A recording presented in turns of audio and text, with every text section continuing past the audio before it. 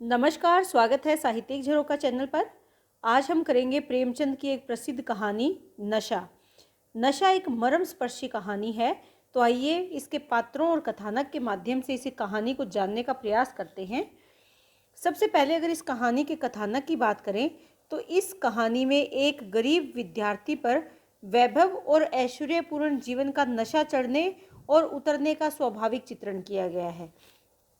अब मुख्य बात यहाँ पर क्या है कि जो यहाँ पर मुख्य पात्र है वो गरीब है, लेकिन कैसे उस पर वैभव और ऐश्वर्य का नशा चढ़ जाता है और फिर जब उतरता है तब उसे कैसा अनुभव होता है, इसका स्वाभाविक चित्रण किया गया है। इसके साथ साथ इस कहानी में अलग अलग घटनाक्रमों के द्वारा ये दिखाया गया है कि जमींदार वर्ग के ठाट बाट कैसे होते हैं और निम्न वर्ग का शोषण किस प्रकार हमारे समाज में किया जा रहा है, इसका चित्रण भी किया गया है। आत्मकथात्मक शैली में ये कहानी बहुत ही प्रभावशाली ढंग से लिखी गई है।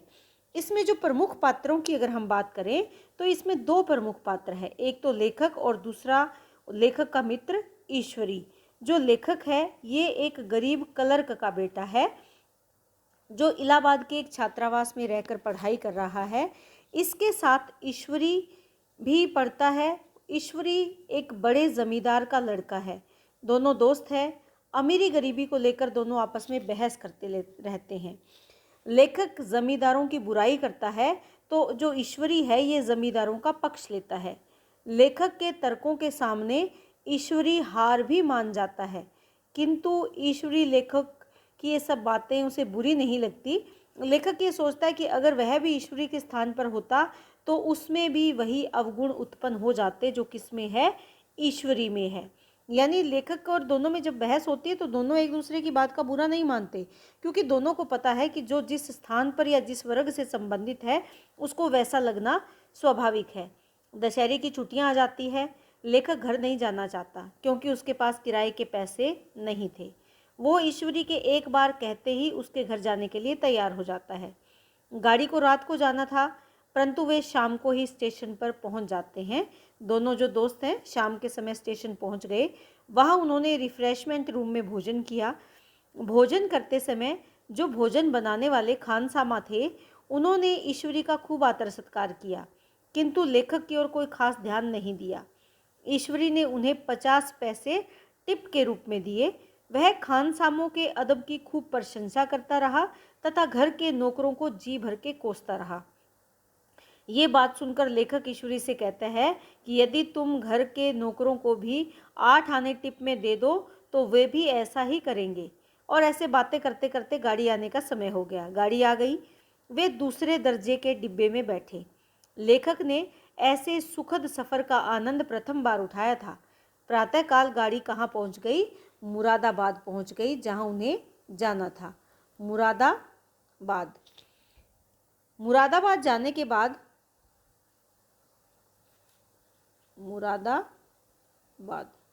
मुरादाबाद पहुंचने के बाद स्टेशन पर कई आदमियों ने उनका स्वागत किया जो वहां पहले से तैयार खड़े थे।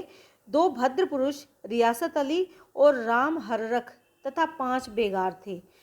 रियासत अली के यह पूछने पर कि यह कौन है तो ईश्वरी ने बताया कि ये मेरे साथ इलाहाबाद में पढ़ते हैं, मेरे कहने पर यहाँ चले आए, वरना ये महात्मा गांधी के भगत हैं। वैसे बड़े राजा हैं। 2.5 लाख रुपए की रियासत है। अर्थात ईश्वरी ने लेखक का परिचय एक रईस के रूप में करवाया। लेखक को अपनी ये झूठी प्रशंसा हास्यास्पद लग रही थी। बेगार उनके लिए घोड़े लाए थे। जो साथ उनके काम करने वाले लोग आए थे वो घोड़े लेकर आए थे। वे दोनों घोड़े पर सवार हो गए और आखिर ईश्वरी का घर आ गया। घर क्या था, देखकर ऐसे लगता था मानो किला था। ईश्वरी ने लेखक का परिचय एक अमीर व्यक्ति के रूप में करवाया था। थोड़ी ही देर में नाई उनके पांव दबाने लगे। लेखक के लिए प्रथम अवसर था जब उसके पांव दबाए जा रहे थे। फिर भोजन का बुलावा आया। दोनों ने स्नान किया। वह स्वयं धोती धोता था, परंतु आज उसने ऐसा नहीं किया। लेखक ने अपनी धोती छोड़ दी। लेखक ने सोचा कि देहात में जाकर खूब पढ़ेंगे, लेकिन यहाँ तो सारा समय सैर सपाटे खेल तमाशों में बीत रहा था। यहाँ जुबान हिलाने की ज़रूरत नहीं थी। सभी चीज़ें समय पर हाजिर हो रही थी। कहाँ पर? मुरादाबाद में, जहाँ ईश्वरी का घर था। नहलाने के लिए नौकर थे, लेटे तो पंखा करने वाले अलग से नौकर थे, नाश्ते में कोई देरी नहीं। इस पर लेखक ईश्वरी से भी ज़्यादा नाजुक मिजाज का बन गया। अर्थात ये ऐशो आराम का जीवन लेखक को बड़ा पसंद आ रहा था। एक दिन लेखक को नींद आ रही थी, परंतु नौकर बिस्तर लगाने के लिए नहीं आया। लेखक ने उसे खूब डांटा।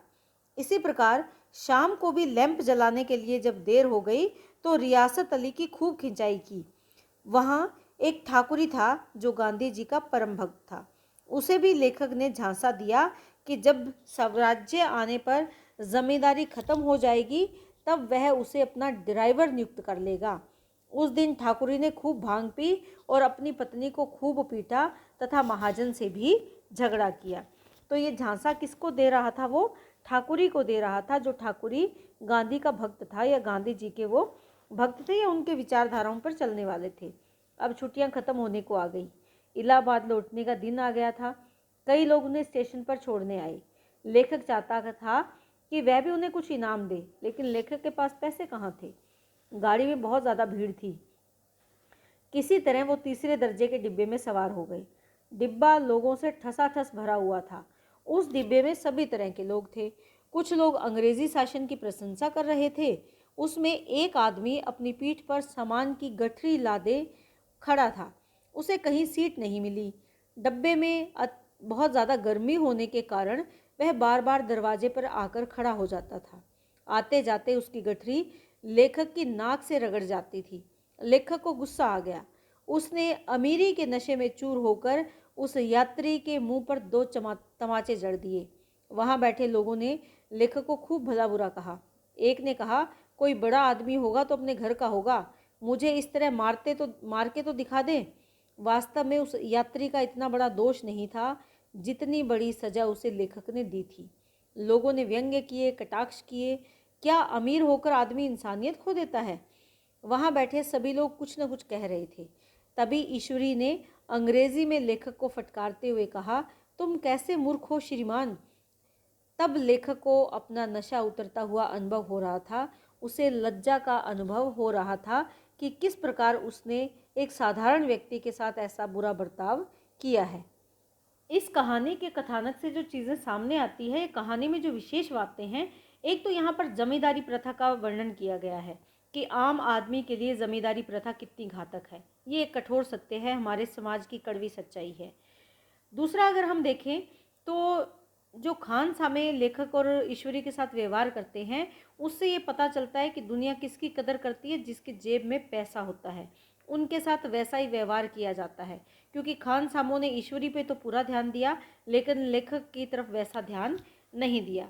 इसके साथ साथ यहाँ लेखक ने उस परिस्थितियों में अपनी भयग्रस्त मनोदशा का चित्रण भी किया है, जब वो घोड़े पर बैठा होता है या जहाँ जहाँ उसे ऐसी समस्याओं का सामना करना पड़ता है, जब उसे अनुभव होता है कि वो काफ़ी निम्न है, काफ़ी नीचे है ईश्वरी से, और उसे उन लोगों के साथ किस प्रकार बर्ताव करना चाहिए, ऐसी स्थिति में उसे कई जगह उलझन वाला चित्रण यहाँ पर किया गया है। अगर इस कहानी में देखें तो आत्मकथात्मक शैली यहाँ पर की है, प्रतीकात्मक शैली का प्रयोग यहाँ पर किया गया है। इसके साथ साथ मनोविश्लेषणात्मक शैली का प्रयोग भी हुआ है, ये आप यहाँ पर ध्यान में रखेंगे। मुख्यतः 3 प्रकार की शैलियाँ हैं, आत्मकथात्मक, प्रतीकात्मक शैली और मनोविश्लेषणात्मक शैली। भाषा की दृष्टि से अगर देखें तो आम बोलचाल की खड़ी भाषा है, लेकिन अब अगर देखें तो इसमें अंग्रेज़ी के शब्दों का भी प्रयोग हुआ है, जैसे रिफ्रेशमेंट रूम है, या लेखक के मित्र ईश्वरी ने उसे अंग्रेज़ी में डांट कर कहा। तो इस तरह यहाँ पर अंग्रेज़ी भाषा के शब्दों का प्रयोग भी हुआ है। तद्भव और देशज शब्दों का भी मिश्रण देखा जा सकता है। वाक्य विन्यास सरल है, सहज है। तत्सम शब्दावली का प्रयोग हुआ है, जैसे हिंसक, मानुष्य, नैतिक, औचित्य, इस तरह के जो शब्द आए हैं। उर्दू शब्दावली के भी शब्दों की यहाँ पर प्रधानता देखी जा सकती है। तो इस तरह मुहावरों के प्रयोग में भी भाषा में थोड़ा सा यहाँ लाक्षणिकता का समावेश किया है लेखक ने। तो इस तरह से अगर देखें तो ये एक कहानी ऐसी कहानी है जो हमारे समाज की सच्चाई को सामने लेकर आती है, और ये दिखाती है कि एक साधारण बच्चे के दिमाग पर जब अमीरी का नशा चढ़ता है तो उसका बर्ताव कैसे बदल जाता है, कैसे उसके व्यवहार में बदलाव आ जाता है, उसका भी यहाँ पर पूर्णतः चित्रण किया गया है। तो उम्मीद करती हूँ कि नशा कहानी का कथानक उसके पात्रों के माध्यम से आप बहुत अच्छा आसानी से कर सकते हो या जान पाए हो। इसी के साथ बहुत बहुत धन्यवाद। इसी तरह चैनल से जुड़े रहें, लाइक शेयर सब्सक्राइब ज़रूर करें।